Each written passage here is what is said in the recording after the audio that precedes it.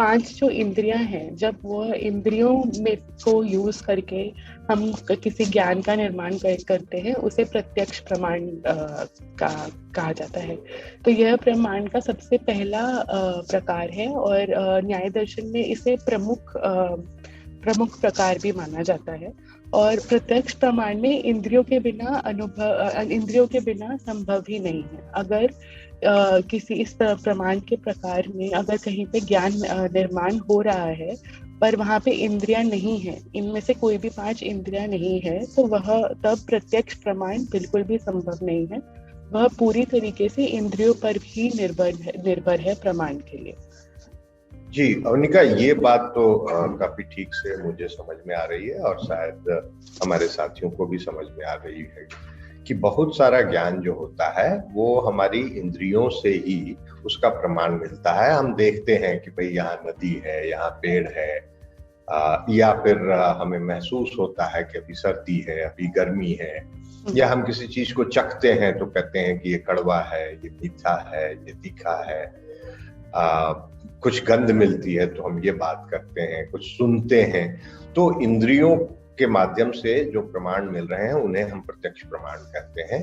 और स्वाभाविक रूप से अगर हमारी इंद्रियां काम नहीं कर रही हो तो ये प्रमाण हमें नहीं मिलेंगे। तो ये पहला प्रमाण का जो प्रकार था आपका, ये तो मुझे ठीक से समझ में आ रहा है। तो इसे थोड़ा और समझने के लिए एक वाक्य है जो आपके स्क्रीन पर आप देख पा रहे हैं। यह वाक्य है, उस लड़की ने सूंघा। अब राजेश जी और मेरे सभी पार्टिसिपेंट से भी ये प्रश्न है कि क्या इस वाक्य में कोई ज्ञान प्राप्त हो रहा है, हाँ या नहीं? ये वाक्य है, उस लड़की ने सूंघा, और प्रश्न ये है कि क्या इस वाक्य में कोई ज्ञान प्राप्त हो रहा है। सूंघा तो उसको कुछ पता तो चला ही होगा, अच्छा बुरा जो भी हो, तो ज्ञान तो शायद प्राप्त होगा। ठीक है, अब इसके बाद हम एक और क्वेश्चन देखते हैं, एक और सवाल देखते हैं कि क्या सिर्फ इंद्रियों का होना ज्ञान के लिए काफी है? सभी पार्टिसिपेंट्स ने और आपने शायद पहले प्रश्न का उत्तर हाँ इसलिए दिया क्योंकि हमने यह बात करी थी कि प्रत्यक्ष का होना अनिवार्य है, किसी इंद्री का होना अनिवार्य है। तो इस सेंटेंस में एक लड़की ने सूंघा, क्योंकि उसने सूंघा, तो क्या वो ज्ञान प्राप्त कोई कर पा रही है? इस सेंटेंस से वो सीख क्या रही है? क्या ज्ञान निर्माण हो रहा है उस लड़की का, क्या हो रहा है या नहीं हो रहा है? तो प्रमाता तो है, लड़की है, लड़की प्रमाता है। प्रमाण भी है, वो कहेगी मैंने सूंघा है, तो प्रत्यक्ष प्रमाण है। जो आपने अभी अभी बताया कि इंद्रियों के प्रयोग से जो प्रमाण मिलता है वो प्रत्यक्ष प्रमाण होता है। लेकिन प्रमेय, क्या इसमें कोई प्रमेय है? हाँ, ये तो दिक्कत है, इसमें प्रमेय तो नहीं है जिसके बारे में वह जान रही है।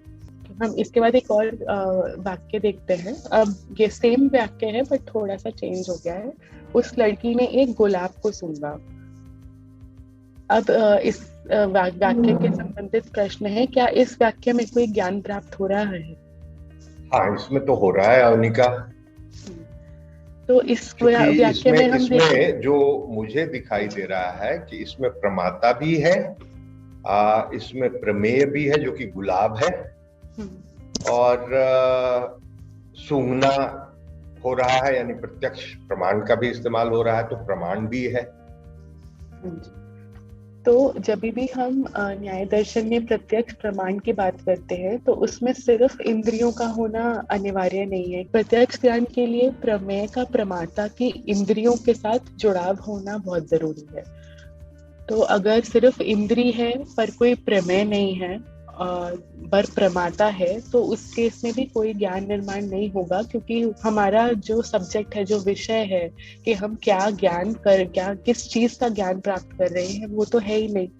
तो उस केस में ज्ञान निर्माण नहीं होगा। अवनिका, ये बहुत महत्वपूर्ण बात बताई आपने हमें, क्योंकि अक्सर हम ये कंफ्यूज कर जाते हैं और हमें लगता है कि अगर कोई व्यक्ति है तो वो कुछ कर रहा है और उसको ज्ञान प्राप्त हो रहा है। हम इस तरफ ध्यान नहीं देते कि प्रमेय क्या है, किस चीज का ज्ञान हो रहा है। तो इसमें ये बात आपने इस उदाहरण के माध्यम से हमें ठीक से समझने में मदद की कि जब तक सूंघने के लिए कोई ऑब्जेक्ट नहीं होगा जिसमें कोई स्मेल हो, तब तक ज्ञान निर्माण नहीं हो रहा है। तो वो लड़की थी, वो सूंघ रही थी, क्या सूंघ रही थी हमें नहीं पता है, तो वहां शायद ज्ञान निर्माण नहीं हो रहा था। तो ये कुछ कुछ हिंदी व्याकरण में अकर्मक और सकर्मक क्रिया का एक विभेद होता है। हमारे शिक्षक छात्र शिक्षक काफी परिचित होंगे इनसे। तो जब जब सकर्मक क्रिया होती है तब तो ज्ञान निर्माण हो रहा होता है, और जब अकर्मक क्रिया होती है यानी कर्म नहीं होता, ऑब्जेक्ट नहीं होता, तो फिर ज्ञान निर्माण का जो एक कंपोनेंट है प्रमेय मिसिंग होता है, और इस वजह से ज्ञान निर्माण नहीं हो पाता है। तो अवनिका, ये तो काफी अच्छी बात आपने बताई, और इस उदाहरण से ये समझने में काफी मदद हमें मिली और हमारे साथ